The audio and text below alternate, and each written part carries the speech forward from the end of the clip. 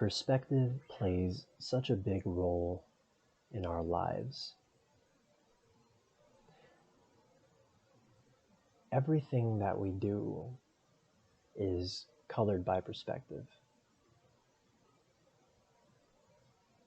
The amount of energy that we have to accomplish a thing, the amount of enthusiasm, of excitement, of drive, and of passion to do a thing is so intimately woven with how we are looking at it.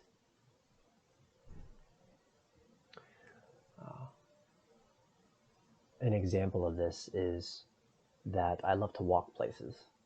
I love to, like, if I'm going to the store, I'll walk to the store. If I'm going to, you know, I'm just like to walk to enjoy the day even. I do that a lot, that kind of stuff. But, I'll go visit certain people who are, very accustomed to being insulated. And, I'll say, oh, I'm going to go get, like some drink or groceries or something like that, and I'll be intending to walk, and they'll be like, oh, no, don't walk. I could drive you, like, you don't need to walk. You put forth this effort and put forth this strain to do this thing. And I'm like, that wasn't really how I was perceiving it, and they'll get in the car to drive like a block, to go to like a gas station or something, and it's just like, and interesting to me that how much the perspective of a thing matters, in this context, because if someone's walking and they view it to be a strain, they view it to be a chore, something they don't want to do, and they can take this easier route than driving. And they don't gain energy by walking, they lose it. And they come home and they're just like, oh man, I just had to walk all the way to the store, oh my gosh, just want to rest now, and, whatever. But then, like, if you're like, man, I've been inside like most of the day, I really just would love to like get out, feel the sun in my skin,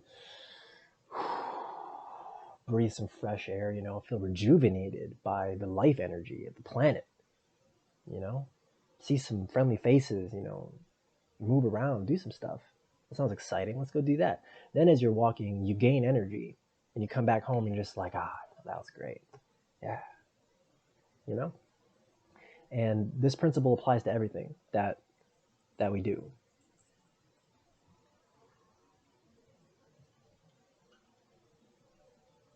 In terms of career, this is often something that's spoken about by really successful people is, do something you love, right? You want your job to align with things that you're passionate and happy about and that you love to do, because then you don't lose energy by doing it. You don't feel that resistance that, when you're done with work, you feel like satisfied, right? And so when you look at this as a principle and you fractal it out into all areas of your life and realize that it's not just about what you're doing, it's also about how you're looking at what you're doing, and I don't want to take that so far as to say that, like, whatever you're doing in your life, all you got to do is change that attitude, son, and you know what, you'll be just fine and dandy. Like, I'm not trying to put forth that effort to try to like cover up the truth of your feeling and how you express it, but to learn, there is value in learning how to not only extract joy through the shift of perspective, but like as you begin to think in this way, you find both new ways to enjoy things that you didn't enjoy as much before, but also new ways to do old things that make you happier about it. Like, one example is that, like, washing dishes. Like, I used to really dislike washing dishes pretty passionately. I had an acute aversion to washing dishes.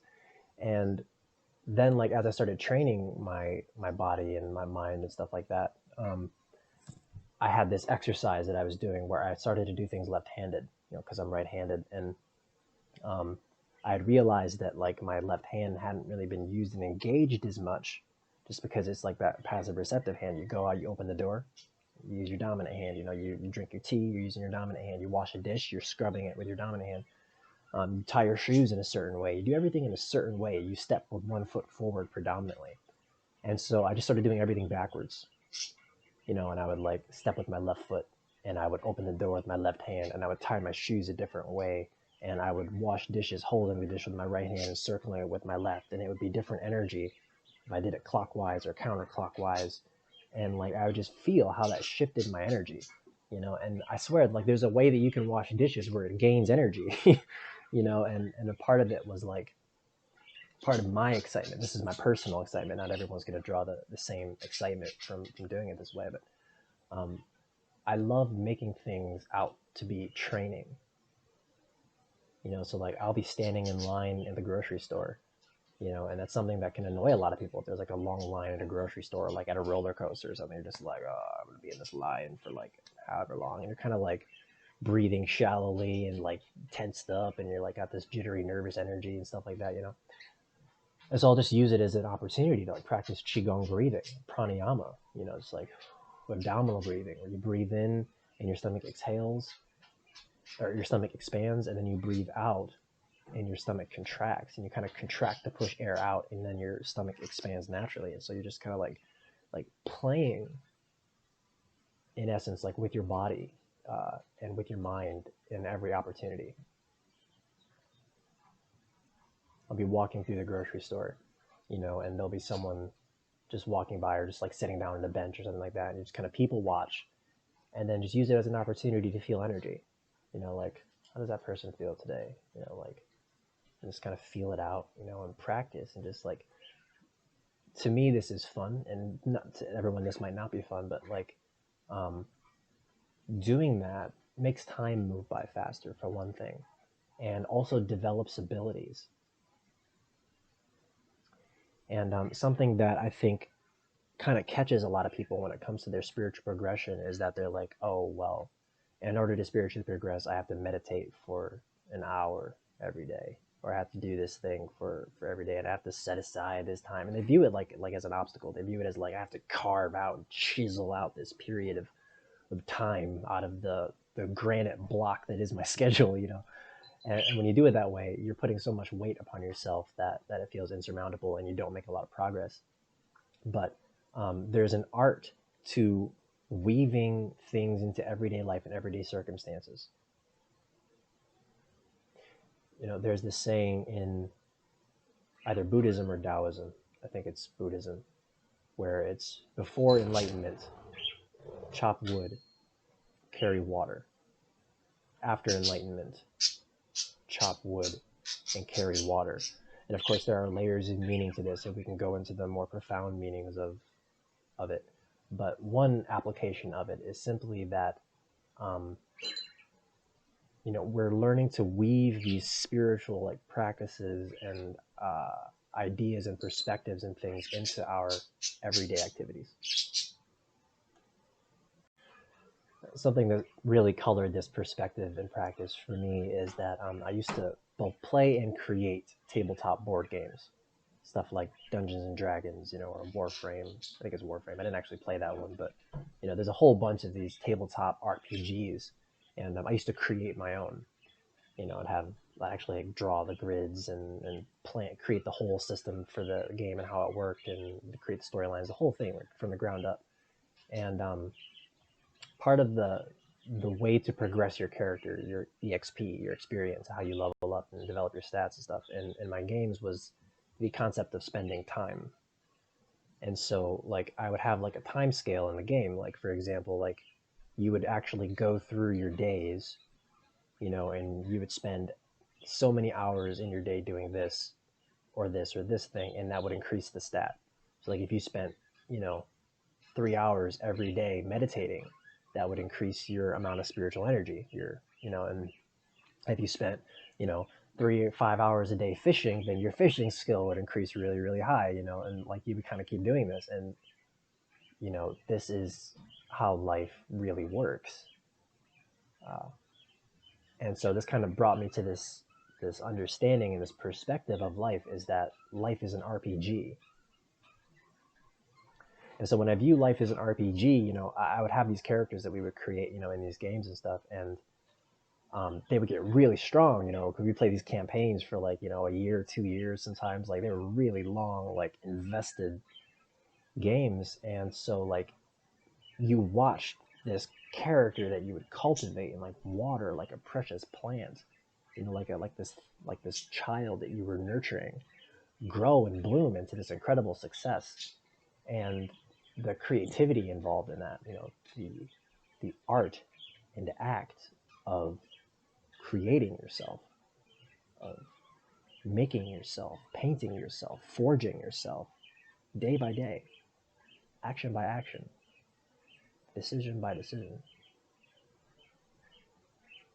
And so naturally, as we're playing the game, we all have these goals for our characters in the game. So like we would just spend like 3 to 8 hours every day, like in the game, like not in real life, but like in the game days, so we spend like 3 to 8 hours telling our characters to do certain things. Like, okay, my character is going to go out and just meditate for 8 hours by this lake for like a year, you know, and then like that person would be set out of the campaign. Other people could be going on quests and stuff.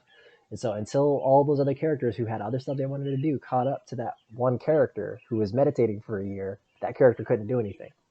And then after that year, everybody would like come back with gold and treasure, and they come back with all the spoils and everything they did. And that character didn't get any of that gold or anything because he was just off meditating for a year. But he came back with like all this boss spiritual energy and all this levels, and they're just like, dang man, now I kind of wish I had meditated for a year. I got all this gold now, but that's pretty cool too. So like, there's always this trade-off. There's always this decision that you make every day. Like, you know, what am I putting my energy towards? What am I leveling up today? Where's my experience going? And so like, imagine that like we're playing this game, and like we never wasted a day because like we didn't have to. Like our characters didn't get bored. So it wasn't just like, oh, well, this for a week he's gonna sit here and binge watch Netflix. like we didn't do that. We just like we trained the characters. By the time they were like, 30, 40, 50 years old, they were just like these boss characters of the whole planet, like they could just do anything they wanted. So like I just would, and this was just a game. Like I was a teenager when we were doing this, real like high school, and so, but like this kind of seeped and soaked and saturated into my consciousness, and it's penetrated deep into my mind, and I was like, why am I sitting here binge watching Netflix? Like, why am I sitting here doing these things when I know life works the same way? Like, what could I be and accomplish if I spent 8 hours doing something every day? Like, how boss would I be when I'm 50? You know? And this just, like, it was just this thought that penetrated so deep into me, it just never left. And I love RPGs, and I love strategy games too, just in general, but like, um, I just love the art of actually like grinding in an RPG because like you just get that finished product, and I feel like I'm sculpting, I'm chiseling, I'm molding, I'm forging something, and that to me is just very, very beautiful and profoundly satisfying. Like in your core. And so this also tied into my love of martial arts movies, and this is something that was a really fundamental part of my upbringing. Um, my father practiced and was very into martial arts, and my role models that were presented to me growing up were people who were very physically active, who were very deeply invested in their craft and like the best of the best. This is the kind of person that my father was. It would be like Michael Jordan in basketball. It would be Bruce Lee. It would be like the best of any field, and then that would be presented to me as the role model. And then there's just this common theme that always like was across the board of all of these individuals who were from all these kinds of different fields. It would be like in science, you have Albert Einstein, and you have all these people from all these different fields, um, but they had one thing in common, and it was that they were 100% devoted to their craft. Like it was a spiritual experience for Michael Jordan to play basketball, or for like Bruce Lee to practice martial arts. Albert Einstein was like, he had this spiritual feeling of the universe, and it illuminated his imagination, and then he brought science into it to help like explain everything. And so that like again was like cultivating within me and saturating my consciousness. And I was like, each of these persons was like obsessed with what they did, like Nikola Tesla obsessed with electricity, like, and how far he got with his understanding and everything. And that was just this common denominator of like they're devoted, they're focused singularly, on the cultivation of this. And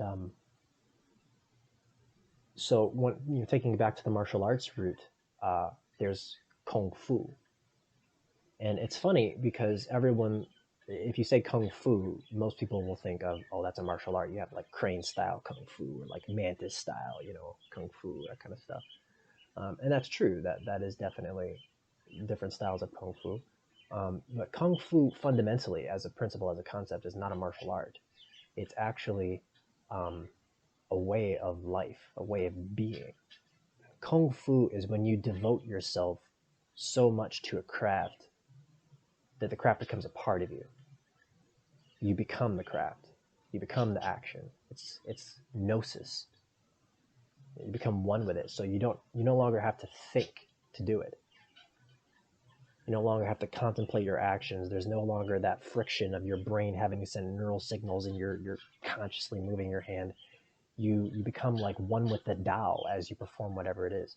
And so if you have a painter and this person paints, every single day, and they're just like, they're zoning into it. They're in the zone, right? And they're doing this, and they kind of like go out of their mind and into the force and into their feeling, into their soul, into their spirit, and they're immersing themselves in the soul of the world as they do it. Well, then painting has become their kung fu. A chef can make cooking food his kung fu. Someone can make playing basketball their kung fu. Kung fu can be anything that you devote yourself to. Chess can be your kung fu. If you enter the state of being, if you devote yourself to it, if it becomes you in this way.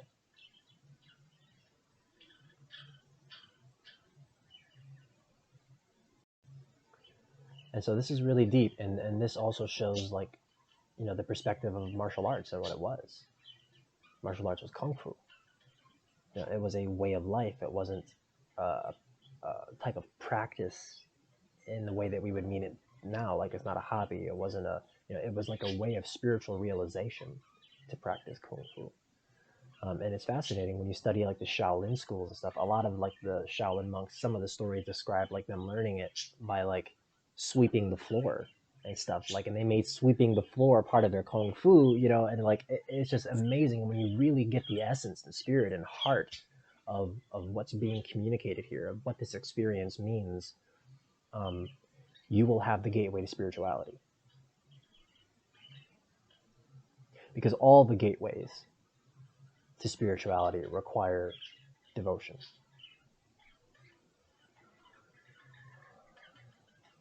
So you have people who are devoted and experience spirituality through martial arts movements.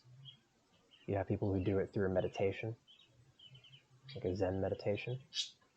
You have people who do it through like the interesting stories of the saints. Actually, the Christian Catholic saints are kind of fascinating in the sense that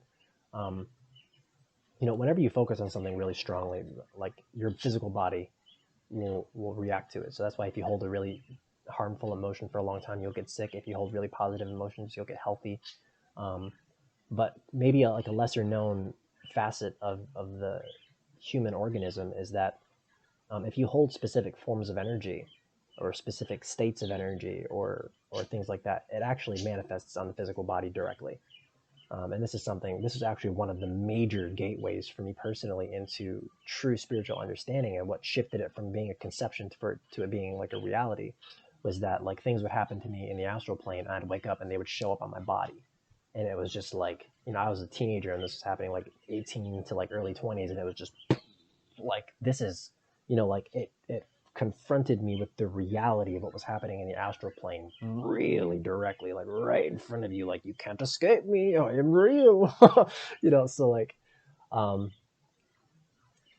the Catholic saints, some of them like manifest stigmata, like the wounds of Jesus Christ, and it's said that some of them had like crosses like engraved into their bones, like they died and then there were autopsies or they melted away, decayed or something like that, and then they found their bones and they had like religious symbols carved into their bones, but not by any external force, not by any physical external tool.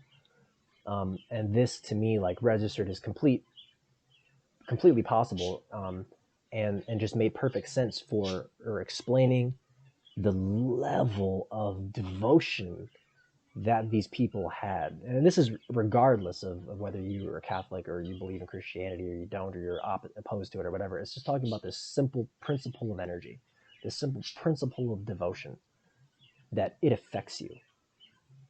It affects your mind, it affects your energy, your spirit, your emotions, and your body. You see. Uh, and so regardless of whatever spiritual tradition you really follow, even if it's your own, like, you know, your own path, you have this devotion. And a devotion is the kung fu when it's put into practice. It's devotion lived every day. And so this really brings into focus the power of habit. And I think that, you know, whenever I like contemplate and I'm sitting here and I'm like, how can I express what the spiritual path is? You know, how can I express to people who have 9 to 5s and people who have these lives and these busy things going on? How can I give them an idea of how to progress and make real progress? You know, like not just have an experience or two, but have a complete progressive cumulative growth to where like their third eye is becoming more and more developed, and now they do see auras, now they do experience this, and it's consistent.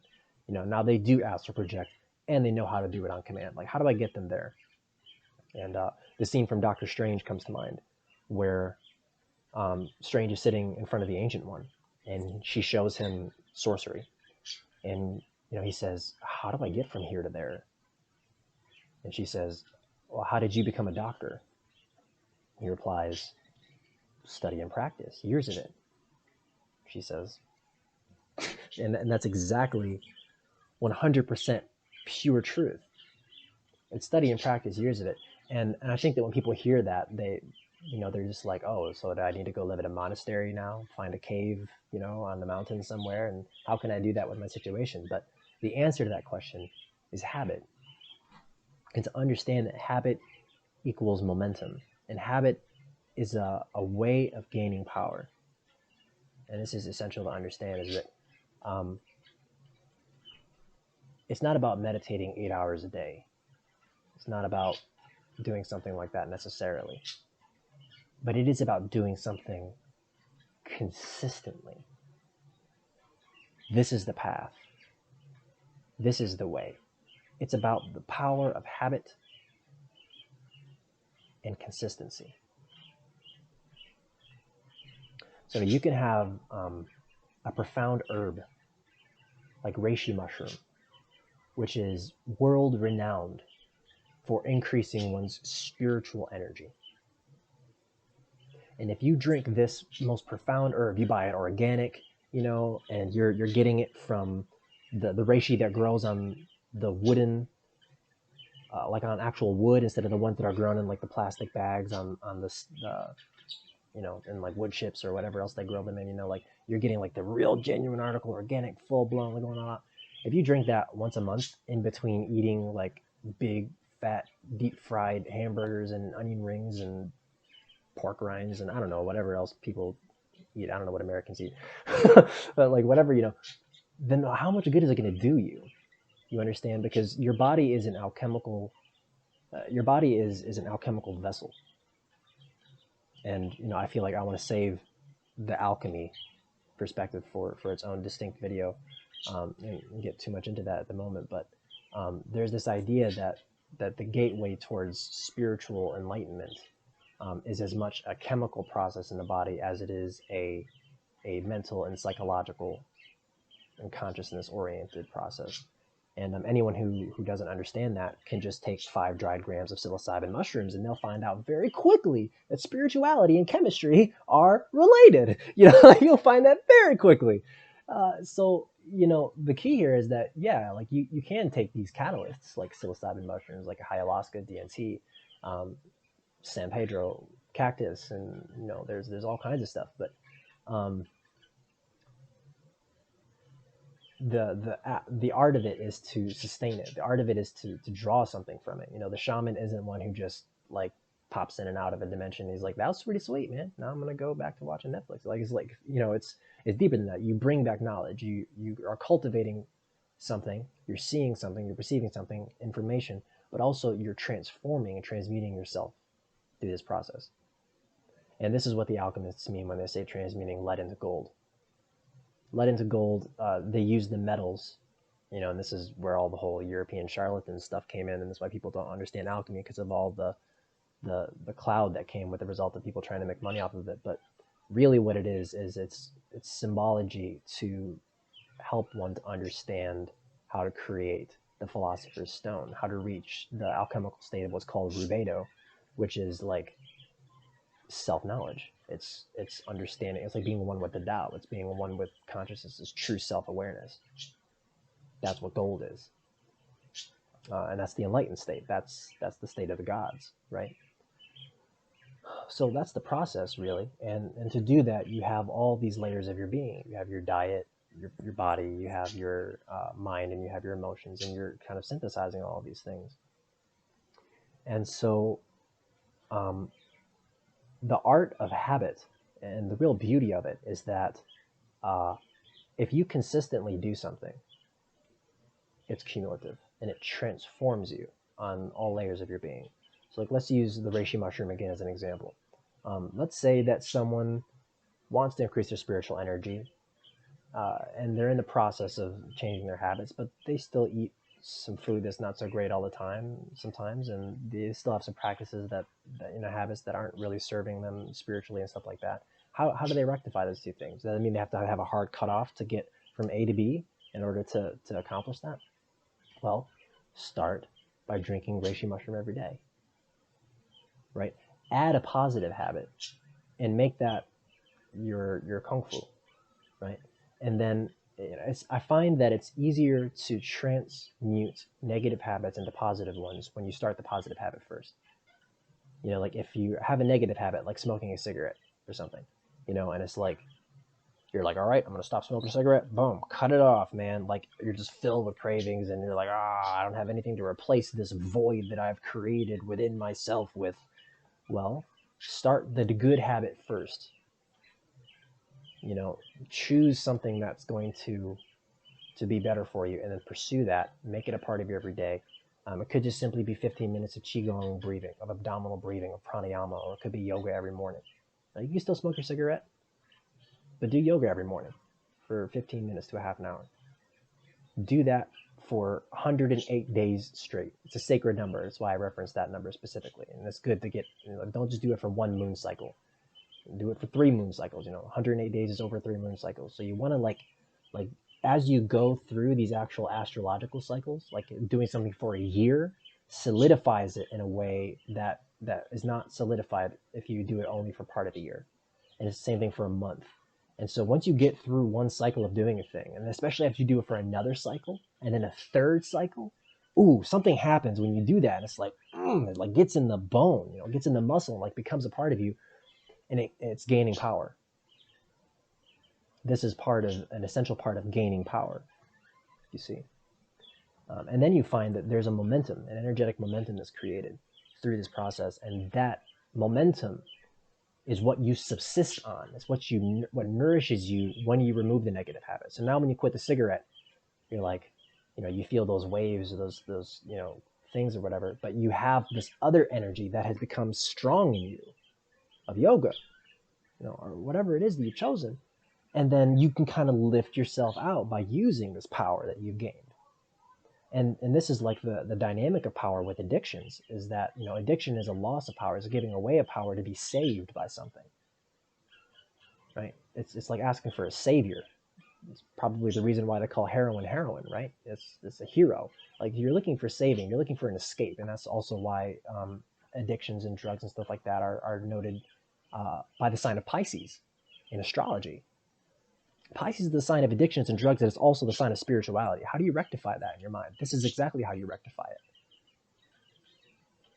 You see, because you're going into these spiritual dimensions, right? The difference is that now you're doing it in a way where you're gaining and sustaining energy, rather than just letting the energy flow out into the ether. Now you yourself are raising into the ether, which is Pisces. You're raising into that zone in full control of yourself rather than falling into it. So my advice to anyone who wants to progress on the spiritual path is do something every day. Focus on it. If you practice tarot, draw a card every single morning.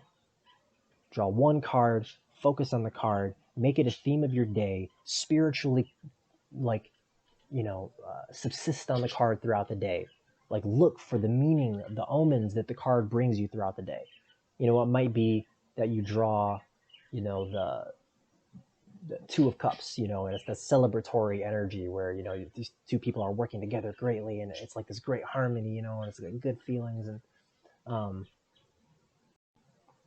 it's that flow of love between two people. It's that kinship and the goodness that arrives from that. And so then you're going throughout your day, and you'll find that theme presents itself to you in really unique ways. You might see two birds and they're making love, or they're making a nest together, and you're like, oh, I see that. Or it might be, it just comes in all these real subtle ways. And then through doing this, you gain a greater understanding of it, like how the martial artists develop their martial arts by just watching how animals move. Right? And you can do this with anything. If you're training in astrology, just study a little bit of astrology every day. Watch a video on YouTube, read a chapter of an astrology book, do a little section of a chart, do something every single day. And you will progress. And not only will you progress, but it will open up portals for you.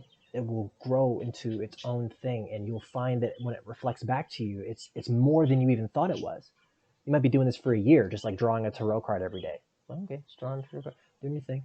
And then, all of a sudden at the end of this year, it just manifests as something so deep and profound. You're given these gifts, these fruits of something. You might, all of a sudden get a great job for being a tarot reader that you never even sought out consciously, because it's like you're planting and watering seeds in the spirit world, in the ether, in the force, right? And it manifests.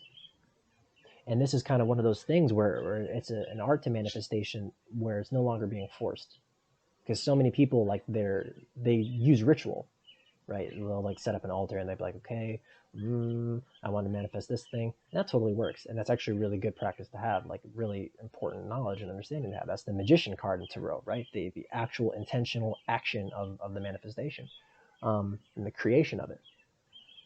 But then there's also this kind of yin way of doing it, this passive way of this, I'm growing it. I know that the fruit will ripen, and I'm just going to water it every day. And your life will be changed because of it. So life is an RPG. And, the main goal of an RPG is to increase your stats. I feel like, kind of, it's also a really good story and you get great quests and there's all that stuff, but increasing stats is a really important part of it. And so there are things that you do, things that you eat, that